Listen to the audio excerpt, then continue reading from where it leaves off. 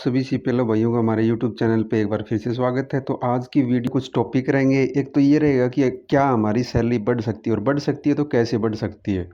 दूसरा हमारा टॉपिक ये रहेगा कि अभी 2-3 दिन पहले जो मंडी में कुछ अपने सीपीएलओ भाइयों ने काम करने से मना कर दिया था, क्या सिस्टम किसी भी सीपीएलओ भाई को ऐसे नौकरी से हटा सकता है या नहीं हटा सकता।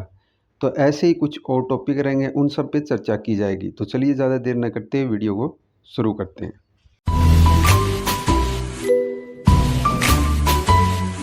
ये न्यूज़ तो देख ली होगी। तो इसमें कुछ सीपीएलओ भाइयों ने काम करने से मना कर दिया था। अगर एक टॉपिक को यहाँ पे देखें हम, कि उनको ये नहीं बताया गया था कि उनको काम के एवज में कितना पैसा दिया जाएगा। तो उनकी एक हिसाब से देख के चलें तो उनकी बात जायज़ थी। लेकिन काम के लिए मना कर देना शायद ये उस चीज़ का समाधान नहीं था। तो क्या ये सही है, क्या ये गलत है, इस चीज़ के बारे में भी हम आगे चर्चा करेंगे। इसके बाद क्या हुआ, बाद में एडीसी ऑफिस के थ्रू ये एक नोटिस जारी कर दिया गया कि जो भी सीपीएलओ भाई इस प्रकार से ड्यूटी करने से मना कर रहे थे, उनको 24 घंटे के अंदर रिपोर्ट करना होगा। उसके बाद उनकी मार्केट कमेटी थी, उन्होंने ये आदेश जारी किया था कि जो भी ये सीपीएलओ हैं जो इस कार्य में शामिल थे, उनको ब्लैक लिस्ट कर दिया जाए। क्या ये संभव हो सकता है? इसी प्रकार की घटना अपना यूपी स्टेट में हुई थी, जहाँ पे ग्राम पंचायत ने ये लिखित में बीडीपीओ को और उनको दिया था कि जो सीपीएलओ हैं, जो ग्राम सहायक लगाए गए, वो अपने ड्यूटी पे नहीं मिले, इसलिए इनको हटाने का आदेश दिया जाए और इनको काम पे नहीं रखा जाए। उसके बाद में दूसरा नोटिस जारी किया गया, के बाद में तीसरा नोटिस जारी किया गया। तो इस प्रकार से अगर किसी भी कर्मचारी को, वो सीपीएलओ नहीं, किसी भी सरकारी कर्मचारी को या किसी भी महकमे में कर्मचारी को हटाने के लिए पहले 3 नोटिस दिए जाते हैं। उसके बाद में अगर सीपीएलओ ग्राम सहायक को अगर हटाना हो तो 3 नोटिस देने के बाद एक ये ग्राम सभा की जो मीटिंग है ना, कार्रवाई रजिस्टर होता है उसमें, उसमें ग्राम सभा की मीटिंग की जाती है। उसमें सभी बैठ के जो ग्राम सभा में उपस्थित सदस्य होते हैं, उनके बीच में ये बताया जाता है कि ऐसे ऐसे ये अपनी कार्रवाई की जा रही है और इसमें ये जो सीपीएलओ ग्राम सहायक है, ये इस प्रकार से काम करता हुआ अपने को नहीं मिला, इसके खिलाफ ये किया जाएगा। तो ये पूरा प्रोसीजर होता है, एक ग्राम सहायक को के ऊपर कार्रवाई की जा सकती है। अगले टॉपिक पे चलने से पहले हम एक छोटी सी बात कर लेते हैं भाई। इसमें ये है कि अभी देखो 10-15 दिन पूरे ज्वाइनिंग को नहीं हुए। उसके बाद में अगर हम ये देखें कि किसी भी एक प्लान को इम्प्लीमेंट करने के लिए गवर्नमेंट का कितना पैसा उस पे खर्च होता है। पहले आधार कार्ड था, उसके बाद में फैमिली आईडी आई है। तो एक चीज़ को करने के लिए उसमें गवर्नमेंट का बहुत पैसा लगता है।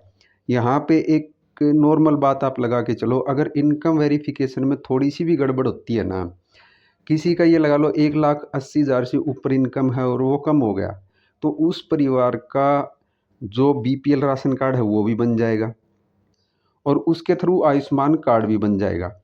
अब आप ये लगा कि चलो वो परिवार उसके योग्य नहीं है, फिर भी उसको 10-15 लाख रुपए का बेनिफिट मिल रहा है, तो ये पूरा खर्चा किस पे जाएगा, अपना जो भार है वो गवर्नमेंट के ऊपर जाएगा। तो इसलिए गवर्नमेंट हमेशा ये चाहती है कि कोई भी अगर स्कीम आती है तो उसको अच्छे से इम्प्लीमेंट किया जाए, ताकि जो उसके योग्य है उसको उस चीज़ से संबंधित लाभ मिले। तो ये जो काम था पहले इनकम वेरिफिकेशन का हो गया, जन्म तिथि से संबंधित मतलब फैमिली आईडी से संबंधित कोई भी काम था, वो सीएससी वैली लोकल कमेटी और इस प्रकार से बांट के दिया गया था, जहाँ पे ये काम अच्छे से नहीं हो पाया था। मैं ये नहीं कहना चाहता कि सभी गलत थे, 1-2% या कुछ कमियां थी वहाँ पे जिसकी वजह से ये काम अच्छे से नहीं हो पाया था। उससे जो योग्य जो उम्मीदवार होते हैं ना, लाभ मिलना था उनको, वो लाभ नहीं मिल पाया। इसलिए सीपीएलओ की भर्ती की गई थी, ताकि ग्राम पंचायत से संबंधित काम या फैमिली आईडी से संबंधित काम अच्छे से हो, गवर्नमेंट का पैसा बचेगा और सीपीएलओ ग्राम सहायक अच्छे से काम करेंगे तो आने वाले भविष्य में वो गवर्नमेंट को भी लाभ होगा और सीपीएलओ को भी उसमें लाभ होगा।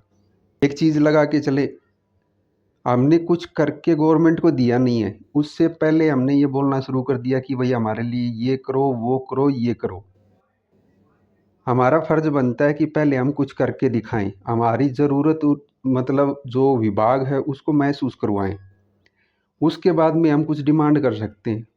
उससे पहले अपना फ़र्ज़ नहीं बनता कि हम कोई डिमांड करें। जब हमारी ज़रूरत महसूस होगी ना, उसके बाद में सब कुछ सही होगा। और दूसरा, चुनाव का माहौल चल रहा है, कोई टेंडर आ नहीं रहा है ऊपर से, बजट कुछ आ नहीं रहा है, तो हम अभी गवर्नमेंट को दोष नहीं दे सकते। इसलिए मेरा कहना यही है, देखो जो काम मिल रहा है उसको एक बार आप करो। अगर फिर भी आने वाले समय में भी अगर गवर्नमेंट या जो भी विभाग है वो हमारी तरफ ध्यान नहीं दे पाता है, तब हम आवाज़ उठाएं तो वो ठीक रहेगा। उसके बाद में दूसरी न्यूज़ पे हम चलें। यहाँ पे आप देख पा रहे होंगे कि यूपी स्टेट में ग्राम सहायक दिए गए थे। उन्होंने भी अब अपना काम दिखाने के बाद अपनी मांगें रखनी शुरू कर दी हैं, क्योंकि उन्होंने अपना काम दिखा दिया कि भैया हम ऐसे-ऐसे इस चीज़ के योग्य हैं, इसलिए हमारा ये हमारी डिमांड है, इनको बढ़ाया जाए। और दूसरा, उन्होंने वहाँ पे अपनी यूनियन बना के रख ली है। दूसरा, जब सैलरी आ जाएगी और कुछ दिन हम इस चीज़ में काम कर लेंगे, तब हम बोल भी सकते हैं कि भई हमारा 2 एग्ज़ाम हुआ था और ऐसे-ऐसे हमने नोटिफ़िकेशन के थ्रू या जो विज्ञप्ति निकाली थी उसके थ्रू एग्ज़ाम दिया है, तो हमारी ये कुछ रिक्वायरमेंट है, इनको पूरा किया जाए। तो वो बाद में मान्य भी होंगी। तो अभी हम इस चीज़ को बोल के शुरुआत में ही अगर ख़राब कर लेंगे, इससे हमारी इमेज ख़राब हो जाएगी।